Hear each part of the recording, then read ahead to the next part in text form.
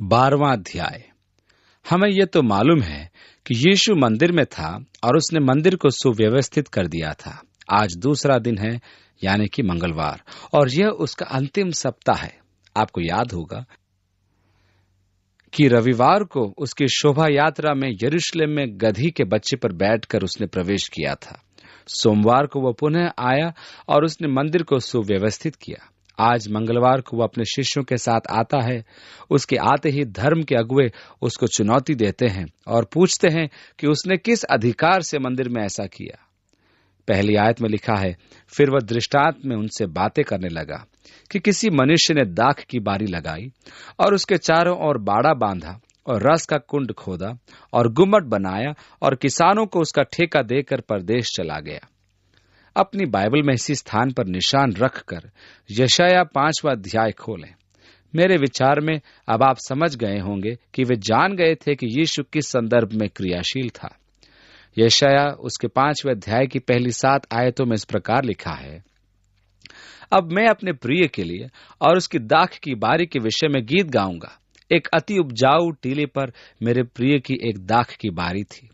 उसने उसकी मिट्टी खोदी और उसके पत्ते बीन कर उसमें उत्तम जाति की एक दाखलता, उसके बीच में उसने एक गुम्मट बनाया और दाखलता के लिए कुंड भी खोदा।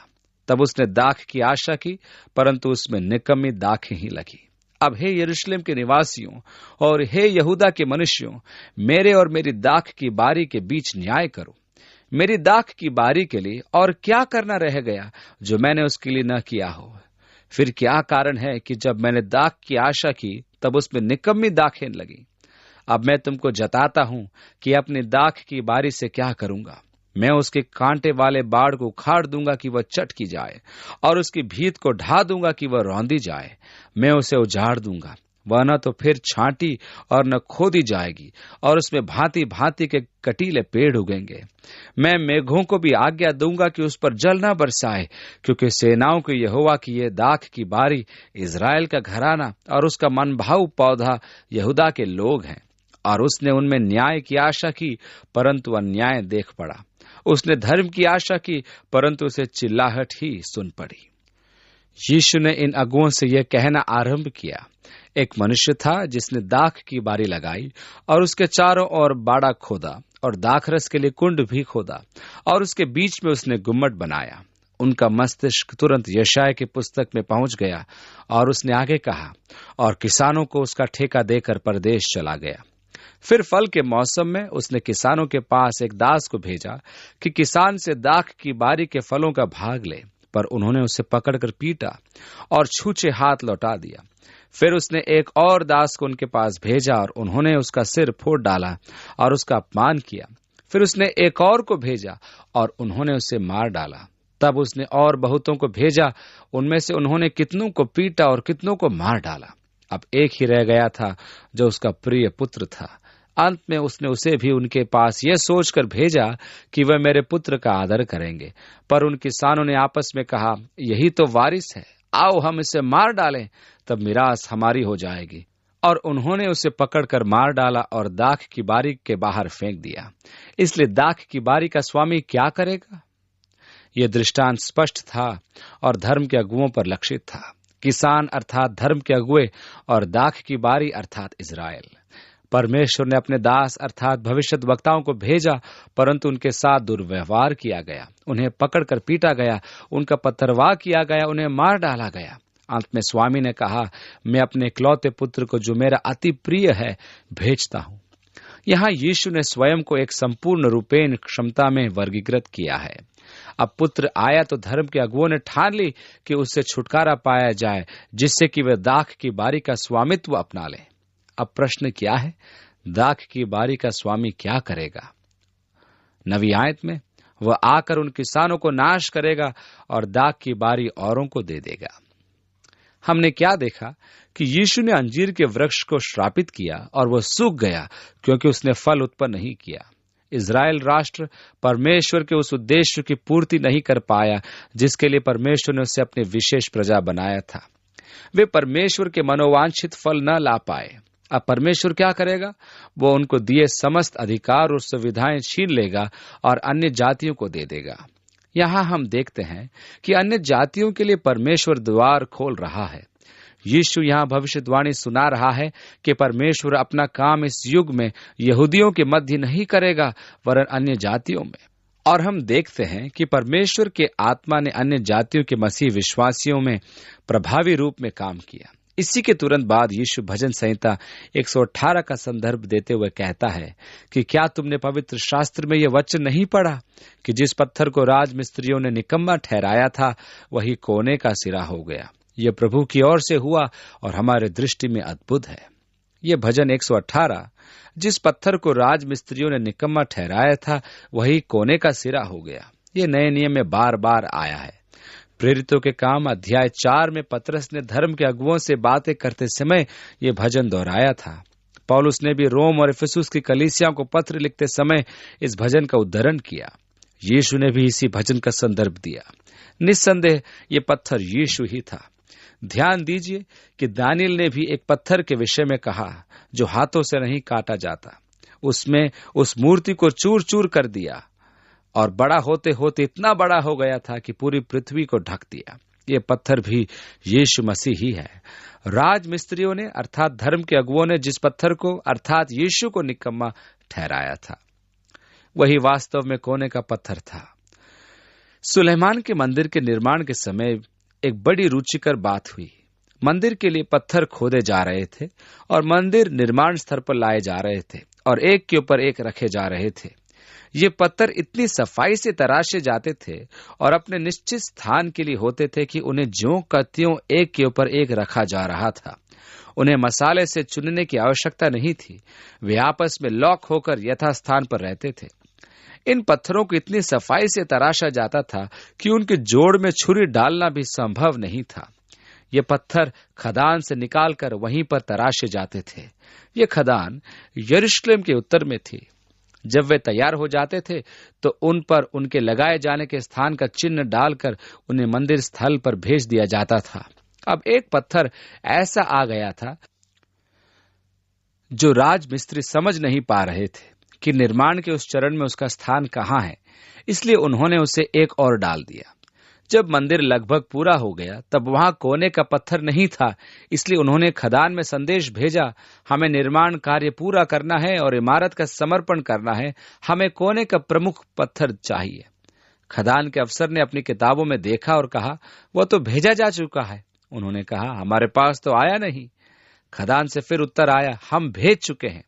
तब किसी को ध्यान आया कि एक पत्थर कभी आया था और निकम्मा होने के कारण एक और फेंक दिया गया था।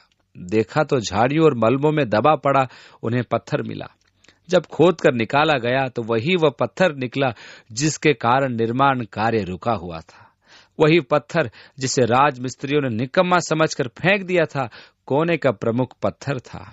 इसी के आधार पर यह भजन लिखा गया था, यह प्रभु का कार्य है जो हमारे लिए अद्भुत है। यीशु इस भजन संहिता के संदर्भ से यह दर्शाता है कि वास्तव में कोने का पत्थर वही है। 12वीं आयत में, तब उन्होंने उसे पकड़ना चाहा। यीशु ने तो उन्हीं को यह दृष्टांत सुनाया था और वे समझ गए थे, इसलिए उन्होंने उसे पकड़ना चाहा। आगे लिखा है, क्योंकि वे समझ गए थे कि उसने हमारे विरोध में दृष्टांत कहा है, पर वे लोगों से डरे और उसे छोड़कर चले गए। तब उन्होंने उसे बातों में फंसाने के लिए कई एक फरीसियों और हेरोदियों को उसके पास भेजा और उन्होंने आकर उससे कहा, हे गुरु, हम जानते हैं कि तू सच्चा है और किसी की परवाह नहीं करता, क्योंकि तू मनुष्यों का मुंह देखकर बातें नहीं करता, परंतु परमेश्वर का मार्ग सच्चाई से बताता है। कैसा महान अंगीकार! परंतु सत्य तो यह था कि इस चतुर व्यक्तित्व द्वारा यीशु को छल से और प्रश्न जाल में फंसा लेने का प्रयास था। 15वीं आयत, तो क्या कैसर को कर देना उचित है कि नहीं? यहूदा रोम का अधीनस्थ क्षेत्र था। रोम के अधीन होने के कारण वहां रोम का राज्यपाल नियुक्त किया गया था। रोम की सरकार वहां से कर वसूली करती थी। ये कर मुख्यतः 3 थे। प्रथम, भूमि कर, यानी कि आपकी भूमि पर लगाया गया कर, अर्थात आपकी भूमि पर जो कुछ उगता था उसका 10वां भाग तथा फलों का 5वां भाग।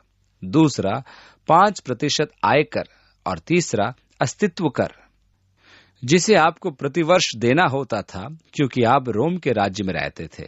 यहूदी इन करों के कारण बहुत परेशान थे। उन्होंने सोचा कि यह एक ऐसा चतुर प्रश्न है कि यीशु का उत्तर पक्ष में हो या विपक्ष में, वह अवश्य फंसेगा, क्योंकि यदि कहे हाँ उचित है तो यहूदी उसके विरुद्ध हो जाएंगे और उसके पीछे रहने वाले जन समूह उसकी नहीं सुनेंगे।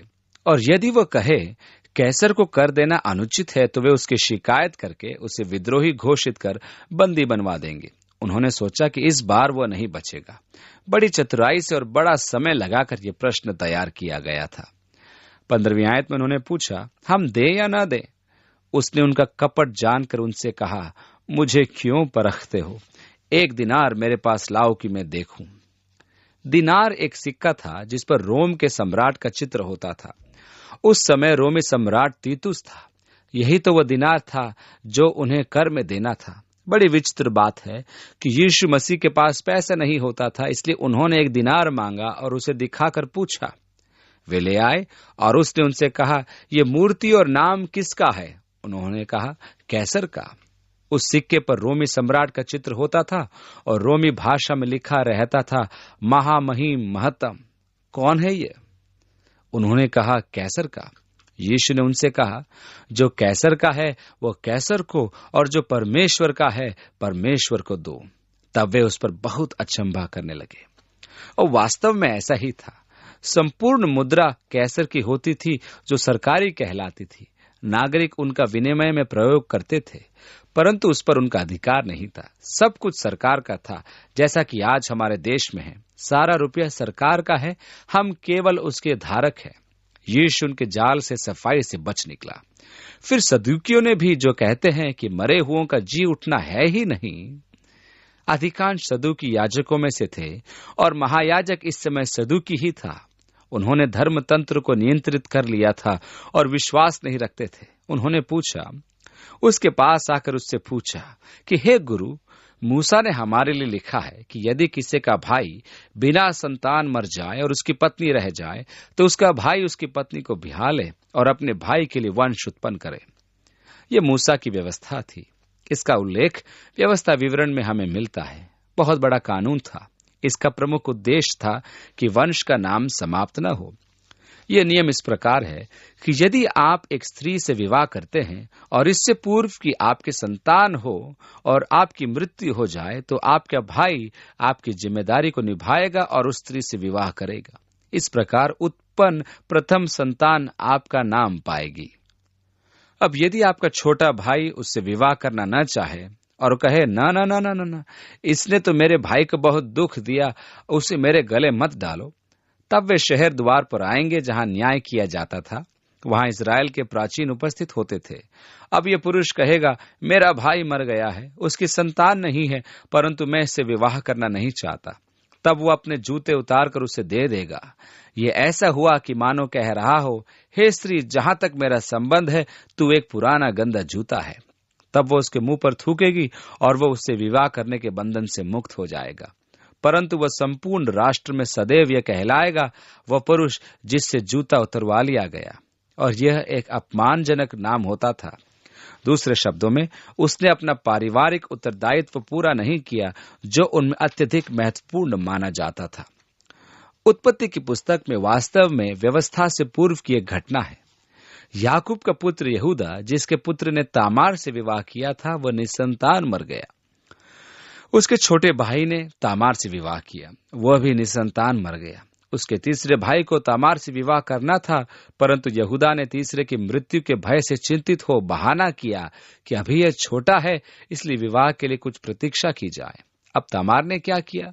वह एक वैश्या के वस्त्र धारण कर उस मार्ग में बैठ गई जहां से यहूदा गुजरने वाला था। उसने पूछा, तुम कितना पैसा लोगी? उसने कीमत बता दी।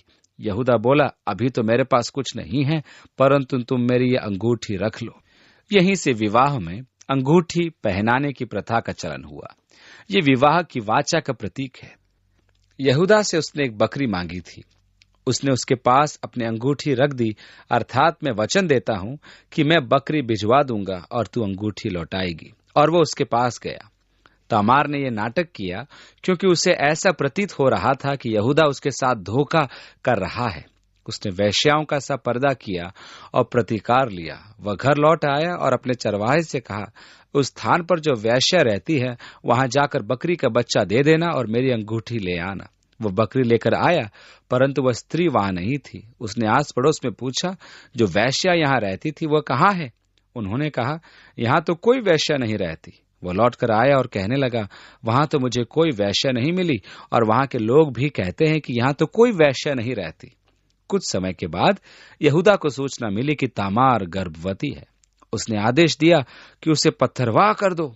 तामार आई और बोली, वह पुरुष जिसकी ये अंगूठी है उसी से मैंने गर्भ धारण किया है। यहूदा ने मुंह की खाई, क्या कर सकता था? यहां मेरी रुचि का विषय है यीशु की वंशावली में तामार का नाम। कैसी विचित्र बात है कि परमेश्वर अपने पुत्र को इस वंशावली में लाएगा। इसका मात्र कारण था कि परमेश्वर ने अपनी गिनती पापियों में रखी। दूसरा उदाहरण पुराने नियम में से है। एलीमलेक और उसकी पत्नी नओमी और उसके दोनों बेटे महलोन और किलियोन मोआब जा बसे। या महलोन और किलियोन ने विवाह किया और पिता और दोनों पुत्रों की वहां मृत्यु हो गई।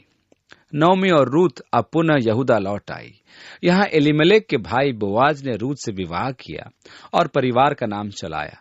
बोआज परिवार कुटुंबी कहलाया। उसके द्वारा रूत को पुत्र प्राप्ति हुई जिसका नाम ओबेद था। ओबेद का पुत्र का नाम यिशै था जो दाऊद का पिता था।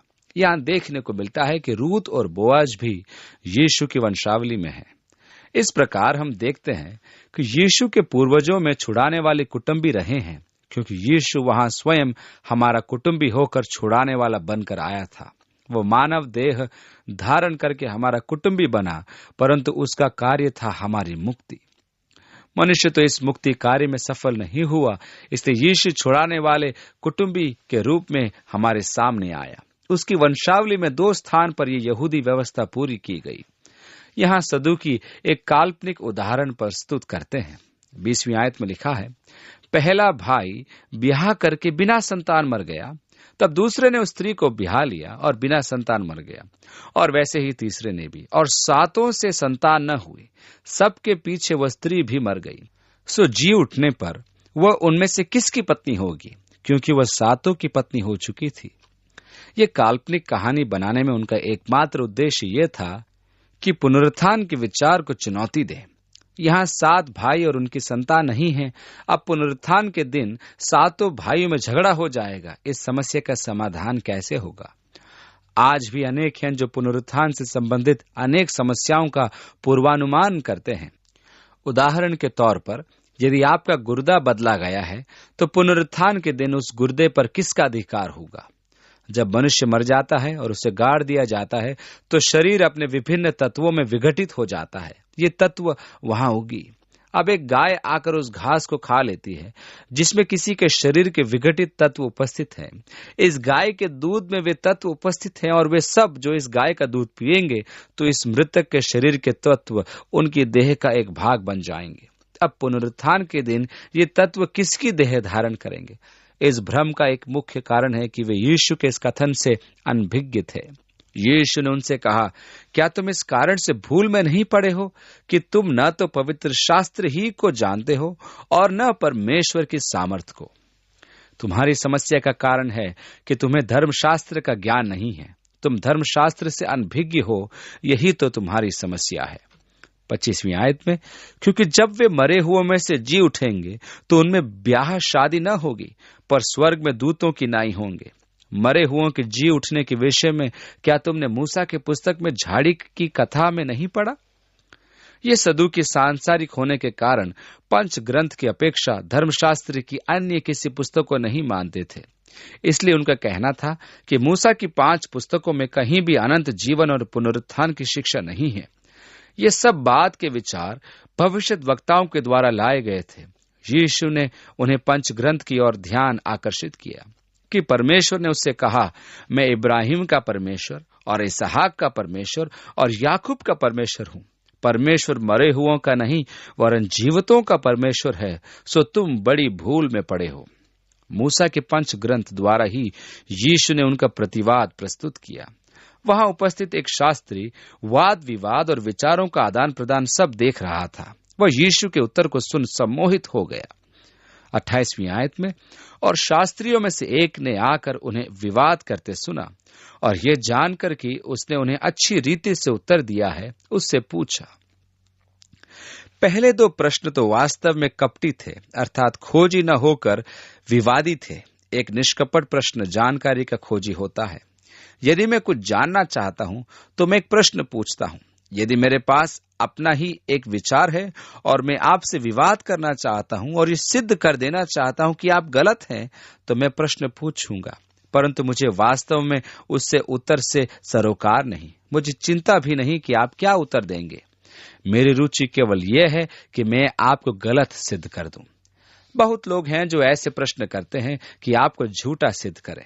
ऐसा प्रश्न निष्कपट नहीं होता। सबसे पहले, और मैं आपको बता सकता हूं कि यह प्रश्न सच्चा है या आडंबरी। कोई कहता है, आप मनुष्य को तुरंत उसी समय बपतिस्मा क्यों नहीं देते जिस समय वो मसीह को ग्रहण करता है। मैं जान जाता हूं कि यह निष्कपट प्रश्न नहीं है। यदि आपने मसीह को ग्रहण किया है तो हम आपको बपतिस्मा क्यों नहीं दे रहे। मेरा तो यह स्वभाव ही नहीं कि धर्मशास्त्र के विषयों पर मतभेद उत्पन्न करूं।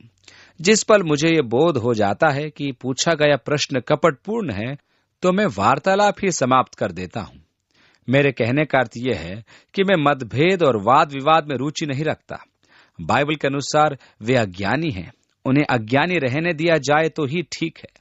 यह मुझ पर भी लागू होता है और हर एक ऐसे व्यक्ति पर। इस व्यक्ति के पास एक निष्कपट प्रश्न है जो उसके न में दहक रहा है, और यह प्रत्येक उस मनुष्य से संबंधित होना चाहिए जो परमेश्वर के अस्तित्व के विषय में आश्वस्त है। आप कहते हैं आप परमेश्वर पर विश्वास रखते हैं, तो क्या आप अब विश्राम करने बैठ जाएंगे या यहीं रुक जाएंगे? यदि आप विश्वास रखते हैं कि परमेश्वर है, तो आप इस आधारभूत सिद्धांत से अकस्मात ही विकसित होते हुए आगे बढ़ जाते हैं और फिर बहुत कुछ करना होता है। यदि परमेश्वर है और मैं ये विश्वास सृष्टि को देखकर उस पर रखता हूं, जब मैं सृष्टि को देखता हूं तो मैं उसके रूप को देखता हूं और मैं प्रकृति को कोमल संतुलन में देखता हूं। मैं ऑक्सीजन और नाइट्रोजन चक्र देखता हूं जो 2/3 और 1/3 भाग हैं। इन सब का एक प्रारूप है। इनका होना आवश्यक है क्योंकि मनुष्य को जीने के लिए इनकी आवश्यकता है। तो ये मेरे लिए भी होगा। मेरे लिए परमेश्वर का उद्देश्य क्या है? और ये मनुष्य यीशु के पास आया था, वह ऐसी ही स्थिति में आया था। मेरे लिए परमेश्वर का उद्देश्य क्या है? उसका वास्तविक प्रश्न है, सबसे मुख्य आज्ञा कौन सी है? सच में सबसे महत्वपूर्ण बात क्या है? सबसे पहले क्रम में न कि परमेश्वर ने सबसे पहली आज्ञा क्या दी। पहली आज्ञा क्या दी? वाटिका के मध्य स्थित पेड़ का फल मत खाना। परंतु यदि क्रम में देखें तो परमेश्वर के सबसे महत्वपूर्ण आज्ञा क्या है? यीशु ने उसे उत्तर दिया, सब आज्ञाओं में एक मुख्य है, हे इज़राइल सुन, प्रभु हमारा परमेश्वर एक ही प्रभु है। यीशु व्यवस्था विवरण में शिमा अर्थात सुन का संदर्भ दे रहा है। ये धर्मशास्त्र के वे पद हैं जिन्हें अपने तावीज में रखकर अपनी कलाई में बांधते थे, अपने मस्तक पर बांधते थे, और उन सब में शिमा के पद रखे होते हैं। सुन हे इज़राइल, हमारा प्रभु परमेश्वर एक है। उनके उत्सवों के दिन में जब वे मंदिर पर्वत पर एकत्रित होते थे, तब वे इस पद का उच्चारण करते थे और वे कहते थे, सुन हे इज़राइल, हमारा प्रभु परमेश्वर एक ही प्रभु है। एक महानतम आज्ञा, सर्वप्रथम एक प्राथमिक आज्ञा कि एक ही प्रभु। इब्रानी में एक के लिए प्रयोग किया गया शब्द है एरवाद, जो संयोजित एकता है। एक के इब्रानी में एक और शब्द है यखीद, जो परम एकता है। मेरी 4 अंगुलियां हैं, परंतु मेरा एक हाथ है, और दूसरे हाथ में 4 अंगुलियां हैं और एक अंगूठा है। इस प्रकार आपके पास हाथ तो है, परंतु वह संयोजित एकता में नहीं है। संयोजित एकता का एक और अच्छा उदाहरण है, आपके पास एक अंडा है, परंतु वो वास्तव में 3 भिन्न भिन्न वस्तुओं से संयोजित है, छिलका, जर्दी और सफेद भाग, परंतु अनंत वह एक है, संयोजित एकता। विवाह के लिए एकता दर्शाने वाला शब्द है एरवाद, जहां 2 अनंत एक हो जाते हैं। हमारा प्रभु परमेश्वर एक है, अर्थात संयोजित एकता ही, एक ही प्रभु। मेरे लिए रुचि का विषय है, परंतु यहोवा विटनेस के लिए यह विमूढ़ कर देने वाला विषय है कि यहाँ और नए नियम में यहोवा के लिए यूनानी में क्यूरियोस शब्द का प्रयोग किया गया है। यही पद मसीह यीशु को दिया गया है। यदि यहोवा विटनेस वाले यहोवा नाम का अगर ऐसा प्रताप है, तो यीशु और नए नियम के लेखक संभव है इस शब्द को न जानते हों। सत्य तो यह है कि उन्होंने यहोवा शब्द को न लिखते हुए कुरियोस शब्द का प्रयोग किया, जिसका अर्थ है प्रभु, और यही पद मसीह यीशु को दिया गया था। और हम पढ़ते हैं कि परमेश्वर ने सब नामों में श्रेष्ठ नाम दिया है कि यीशु के नाम में प्रत्येक घुटना झुकेगा और प्रत्येक जीभ उसका अंगीकार करेगी कि मसीह यीशु कुरियोस है, जो पुराने नियम में यहोवा शब्द का अनुवाद है। यीशु के कहने का वास्तविक अर्थ यह था कि प्राथमिक बात, सबसे महत्वपूर्ण बात और मूल बात यह है कि तुम सच्चे और जीवित परमेश्वर को जानो। यह प्रथम है।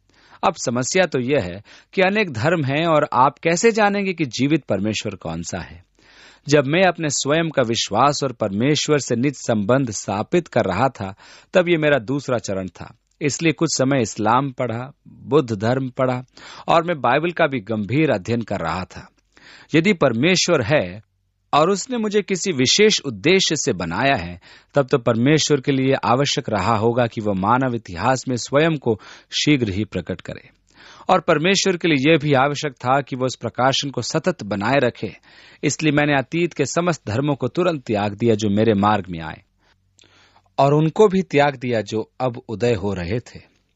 जब मैंने बाइबल पढ़ी तो मैं बाइबल की भविष्यवाणियों के पक्ष से आकर्षित हुआ, जिसके लिए बाइबल स्वयं यह घोषणा करती है कि वह उसके उदय का आंतरिक प्रमाण है कि उसका उदय परमेश्वर में है। वहां लिखा है कि तुम जान लो कि मैं ही परमेश्वर हूं और मेरे तुल्य कोई नहीं। मैं तुम्हें भावी घटनाओं के विषय पहले से ही बता दूंगा, जिससे कि जब वे घटे तो तुम जान लो कि मैं निश्चय ही परमेश्वर हूं। यीशु ने कहा, मैंने तुम्हें समय से पहले ही बता दिया कि क्या होगा, जिससे कि जब ऐसा हो तो तुम विश्वास करो। इस प्रकार हम आज के समय के विषय में भी बाइबल की भविष्यवाणी को पूरा होते हुए देखते हैं। अर्थात जो घटनाएं आज घट रही हैं, उनकी भविष्यवाणी बाइबल में पहले से है। आज संसार माने या न माने, जो घटनाएं इस्राएल राष्ट्र के साथ आज घट रही हैं, वो बाइबल की भविष्यवाणी ही है। परमेश्वर का वचन कहता है ऐसा होगा। यूरोप का 10 राष्ट्रीय संघ, इलेक्ट्रॉनिक कोष विनिमय, जिसके विषय में पढ़ने को मिलता है, परमेश्वर ने कहा, मैंने तुम्हें पहले ही बता दिया है कि तुम विश्वास करो। मनुष्य के लिए सबसे महत्वपूर्ण बात यह है कि वह परमेश्वर को खोजे। सुन है इज़राइल, प्रभु हमारा परमेश्वर एक है। यह अति महत्वपूर्ण है कि आप जाने कि परमेश्वर कौन है। दूसरी बात यह है कि आप उसके साथ प्रेम के संबंध को स्थापित करें। 30वीं आयत में आगे लिखा है, दूसरा यह कि हम उसके साथ प्रेम पूर्ण संबंध बनाए रखें, और तू अपने परमेश्वर से अपने सारे मन से, अपने सारे प्राण से और अपनी सारी बुद्धि से और अपनी सारी शक्ति से प्रेम रखना। परमेश्वर से सबसे अधिक प्रेम रखें। परमेश्वर को आपके अस्तित्व का केंद्र बन जाने दें। मनुष्य का जीवन किसी न किसी केंद्र के चारों ओर घूमता है, और ये आवश्यक है कि आप अपने जीवन में झांक कर देखें कि आपके जीवन का केंद्र क्या है। आपका जीवन किसकी परिक्रमा करता है? अधिकांश मनुष्यों के लिए उनका स्वार्थ ही उनके जीवन का केंद्र है। जीवन एक मूल है, एक त्रासदीपूर्ण मूल, एक धोखा है। इसका कोई अर्थ नहीं, कोई उद्देश्य नहीं। मैंने दुर्घटना के रूप में आरंभ किया और दुर्घटना के रूप में ही इससे बाहर आ गया। क्या अर्थ निकला? कुछ नहीं। कैसा खोखलापन, कैसी निस्सारता। इसका एकमात्र कारण है आत्म केंद्रित जीवन। आपको अपने जीवन के केंद्र में परमेश्वर को लाने की आवश्यकता है। यीशु कहता है, यही सबसे महत्वपूर्ण बात है, यही प्राथमिकता है कि परमेश्वर के जीवन के केंद्र में लाया जाए और उसके साथ प्रेम के संबंध स्थापित किए जाएं। तू अपने प्रभु परमेश्वर से प्रेम रख। और आगे 31वीं आयत में लिखा है कि तू अपने पड़ोसी से अपने समान प्रेम रखना, इससे बड़ी और कोई आज्ञा नहीं। आप ऐसा तब तक नहीं कर सकते जब तक कि परमेश्वर आपके जीवन के केंद्र में ना हो।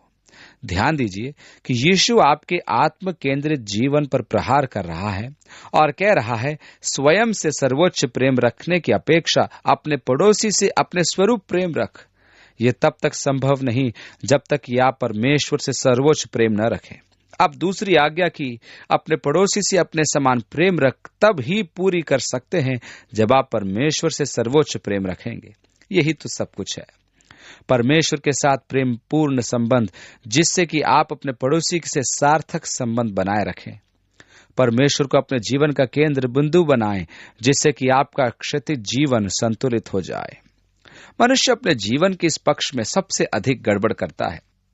उनके सामाजिक संबंध पूर्ण रूप से बिगड़ जाते हैं और वे डॉक्टर के पास जाकर और स्वयं को समझने का प्रयास करते हैं और कहते हैं, मैं क्यों उत्तेजित हो जाता हूं, मैं क्यों चिड़चिड़ा हूं, मैं क्यों चीखता हूं, मैं क्यों चिल्लाता हूं, मैं लोगों को भगा क्यों देता हूं, मेरा व्यवहार असामाजिक क्यों है। वो डॉक्टर आपके मनोविज्ञान का अध्ययन करता है और कहता है, आप ये कीजिए और वो कीजिए और आप नींद की गोली खाइए, कुछ नहीं होगा। वो वास्तव में आपकी सहायता कर रहा है ताकि आपका सामाजिक जीवन संतुलित हो जाए। और जो ही आप एक अवस्था को सुधारते हैं, तो ही सब कुछ सुधरने लगता है। आप स्वयं देखते हैं कि मनुष्य संतुलन बनाए रखने के लिए अपना पूरा जीवन लगा देता है, तो अभी उसका जीवन उलट पुलट ही रहता है। सत्य तो यह है कि आपको अपने जीवन के केंद्र को देखना है कि वह घेरे से बाहर है या नहीं। आपका परमेश्वर से संबंध कैसा है? यदि आपका अक्ष टेढ़ा है तो आपका क्षैतिज जीवन डामाडोल ही चलता रहेगा और आप कहेंगे, हे परमेश्वर, इसे रोको, मुझे अवकाश चाहिए।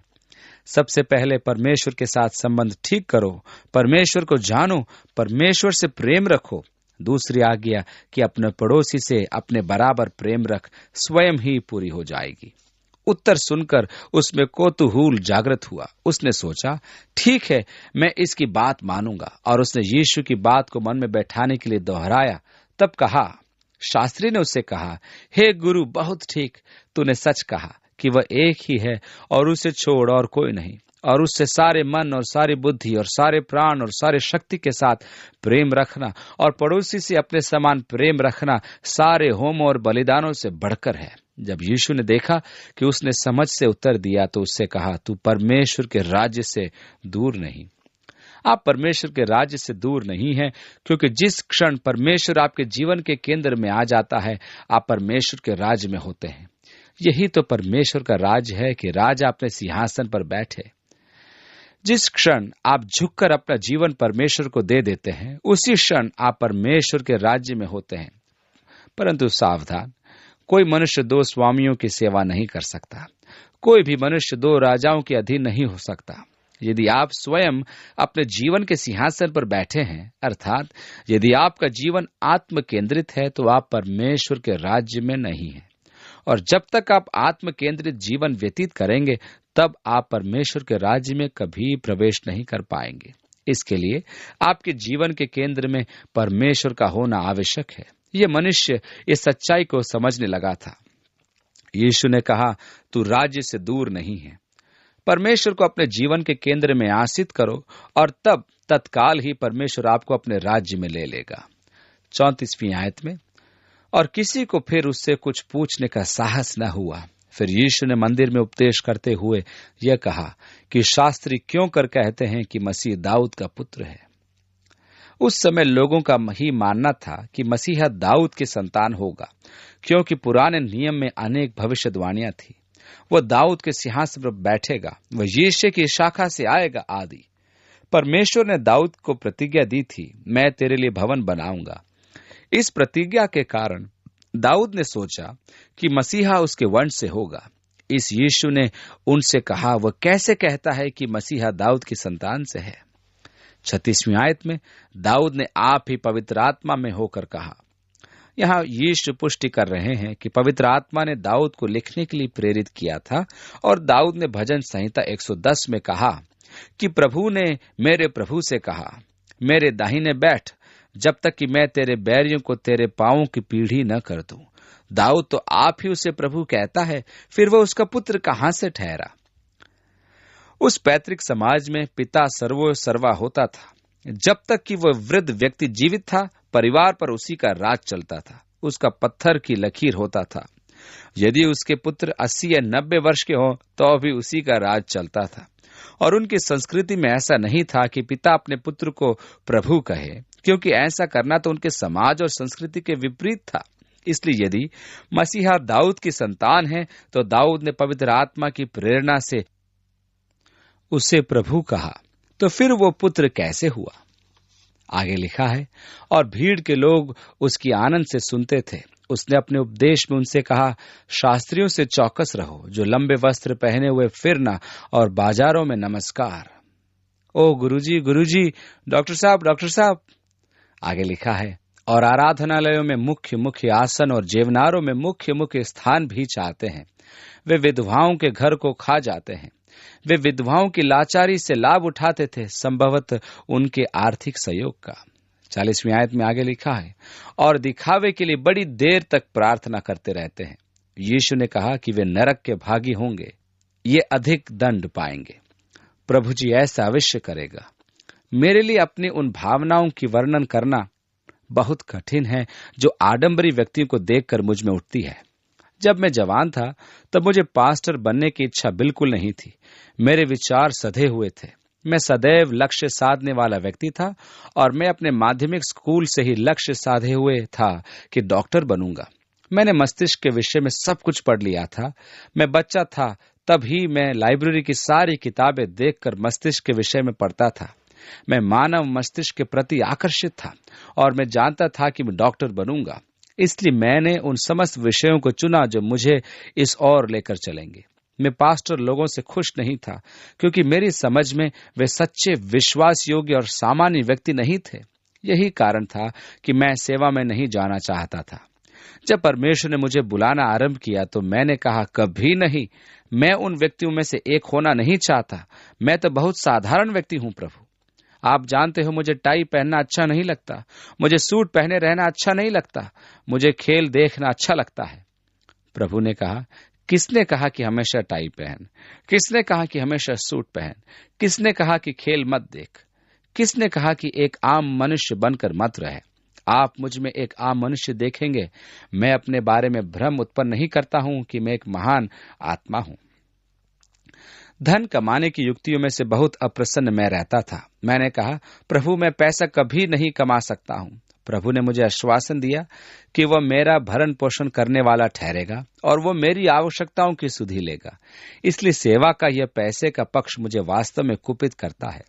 पैसा उगाने के लिए या लोगों की जेब काटने के नाना प्रकार के नाटक जो लोग करते हैं, उन्हें देखकर मैं बड़ा विचलित हो जाता हूं। 41वीं आयत में लिखा है, और वो मंदिर के भंडार के सामने बैठकर देख रहा था कि लोग मंदिर के भंडार में किस प्रकार पैसे डालते हैं, और बहुत धनवानों ने बहुत कुछ डाला। यीशु ने पहले भी कहा है कि जब दान करो तो फरीसियों की तरह नहीं, जो तुर ही बजाते हुए प्रदर्शन करते हैं कि वे परमेश्वर को क्या देते हैं। उसने कहा, तुम्हारा दाहिना हाथ न जाने कि बायां हाथ क्या करता है। पिता को दो और देखो कि वह तुम्हें कैसा प्रतिफल देता है। मनुष्य की प्रशंसा की आशा मत रखो। वह उन धनी व्यक्तियों को बड़ा दान दिखावे के साथ देते हुए देख रहा था। और 42वीं आयत में, इतने में एक कंगाल विधवा ने आकर 2 दमड़ियां जो एक अधेले के बराबर होती है डाली। दमड़ी इस्राएल में सबसे कम मूल्य का सिक्का होता था, जो लगभग 1 पैसे के तुल्य ही था। उस स्त्री ने 2 दमड़ी डाली। और आगे लिखा है, तब उसने अपने चेलों को पास बुलाकर उनसे कहा, मैं तुमसे सच कहता हूं कि मंदिर के भंडार में डालने वालों में से इस कंगाल विधवा ने सबसे बढ़कर डाला है, क्योंकि सब ने अपने धन की बढ़ती में से डाला है, परंतु इसने अपनी घटी में से जो कुछ उसका था, अर्थात अपनी सारी जीविका डाल दी है। परमेश्वर आपके दान को उसके मूल्य से नहीं नापता, वह यह देखता है कि आपके लिए उसका मूल्य क्या है। परमेश्वर उसी प्रकार देखता है कि देने में उसे कितनी चुभन होती है। दाऊद ने एक बार कहा था, मैं परमेश्वर को वो नहीं दूंगा जिसका मूल्य मेरे लिए कुछ नहीं है। पौलुस ने कुरिन्थ की कलीसिया को लिखा कि हम स्वयं को देखें। उसने कहा, यदि हम स्वयं का न्याय करेंगे तो परमेश्वर हमारा न्याय नहीं करेगा। आज जब आप अपने आप को देखते हैं और अपने मन में झांकते हैं, तो क्या आप सच्चाई से कह सकते हैं कि आपका मन और जीवन परमेश्वर में केंद्रित है? यदि नहीं तो आप उसके राज्य से बहुत दूर हैं और आप उस मार्ग पर हैं जो निराशा, खोखलापन और हतोत्साहित की ओर जा रहा है। मैं आपको प्रोत्साहन देता हूं कि सच्चे और जीवित परमेश्वर की खोज करिए, उसे अपने प्रेम का केंद्र बिंदु बना ले। संपूर्ण मन से, संपूर्ण प्राण से, संपूर्ण बुद्धि से और शक्ति से उससे प्रेम रखें। परमेश्वर चाहता है कि मनुष्य भरपूरी का जीवन व्यतीत करे। आप परमेश्वर को जीवन के केंद्र में लेकर चलें। आप उसकी आत्मा से परिपूर्ण हो। परमेश्वर अपनी आत्मा के द्वारा आपका मार्गदर्शन करे, सामर्थ प्रदान करे और आपकी सहायता करे। यीशु के नाम में आमीन।